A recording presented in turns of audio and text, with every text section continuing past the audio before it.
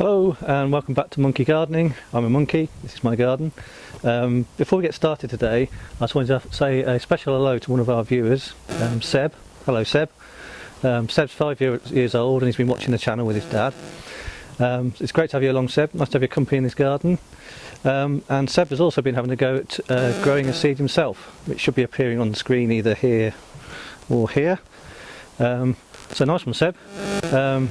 We think it's a bean, but we're not quite sure what bean it is, but we'll find out. And we'll hopefully catch up with how you're getting on with your growing in future episodes. So thanks for watching, Seb. Okay, for today's episode we'll look at some seed unboxing, and then I'm going to have a look at some polytunnels that have finally arrived. Hello and welcome back to Monkey Gardening. I'm a monkey and out there is my garden. Exciting day today because my seeds that I ordered for this year have finally arrived. So let's quickly go through them. So this is the stuff I ordered off the chilliseed.co.uk. They just specialise obviously in chilli seeds. That's quite fun about growing your own stuff. You can get some really interesting stuff online. There's lots of companies that specialise in one particular thing. So here I've got some Scotch bonnets, which I've not grown before. Some lemon habanero, not grown this before either, sounds interesting. And they included some free seeds, Krakatoa, which I've looked up, and it's some kind of long-fingered Cajun pepper. I'm also going to send some of these seeds down to a friend of mine who grows chilies as well. So Kenzie, if you're out there watching, hello, we'll get some of these in the post. You see, you don't get many, but they should hopefully all germinate, and they weren't that expensive. I think they were about £1.50, £2.50 a packet, and that'd be plenty enough for me. Okay, so that's quite cool. And then my main lot of seeds from King Seeds arrived. So these are Apache chilies. I've grown these before, really like these, and they dry and store really well. If you're wondering what the F1 stands for, it's what is it? It's filial, Latin filial, means first child, firstborn, first children. It means basically it's a hybrid, so they've taken two different plants and this is the produce of that plant. So it won't be identical to its parents, it will share the dominant characteristics of each of the parent. And these are kind of the premium seeds. They're often quite expensive, you don't get many, but they tend to almost all germinate, and they tend to be much stronger plants.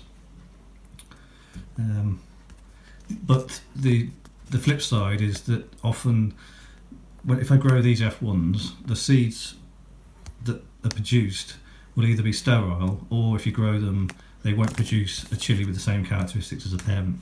There's a whole science in it. I only know bits and pieces. That's what F1 stands for. So anyway, got some Apache chilies. My favourite kind of courgette, the yellow ones. No picture on this one, Clarion. These are kind of a pale bluey green, shaped a bit like aubergine. They're really nice. And then classic defenders. They're just classic variety. Again, F1 seeds.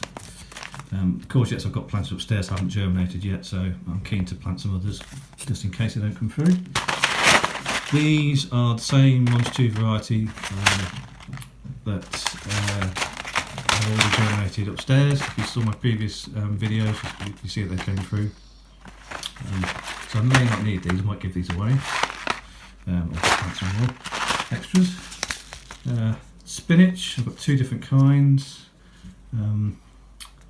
I can't actually remember. Okay, so this one is more of a baby variety, I think. Or maybe it's the other way around. I can't quite remember. There was some good reason why I ordered these two. We'll find out when we grow them. Broad beans. Again, I'm not going to grow that many because they take up a lot of space, they take up a lot of effort, and you don't get much yield. But they are really nice to have a few. This is supposed to be a very good variety. It's supposed to be very quick to mature, allegedly. We'll see. And lettuce, which I've not grown from seed before. I normally grow it from plug plants that I get from a garden centre. But the way things are, I can't be visiting any garden centres, and the garden centres are all closed at the moment anyway. So online ordering is the way to go. The last thing from Chilli Seeds was onion sets. They didn't have the variety that I ordered, which was Stir-On, I think that's how you pronounce it. So they replaced it with Stuttgart, which I've looked up, and it's practically identical. It's a white, yellow onion. So that's my fresh onion sets. Again, I've got way too many of those, so I might give some of those away. What else? Oh yes, the most exciting thing with regard to the garden is my polytunnels have arrived. So I've got 3 types in here: fleece, poly and netting. So I'll stop the video now and we'll have a look at these separately. Okay, thanks. Okay, so here we are with my polytunnels. Thanks to Chilli Seeds, these arrived pretty quickly. I'll say this for them, they know how to package stuff. I had a hell of a job getting into this thing. They've also sent me a duplicate order of seeds, which I've just emailed them about. But yeah, they seem to be a great company so far. First year I've used them. So here's my polytunnels. I've got 3 different types. I've got a fleece one. My peas will live under here. That should protect them from squirrels. Even with the fleece that's just laid out, the squirrels don't seem to like actually going underneath it very much.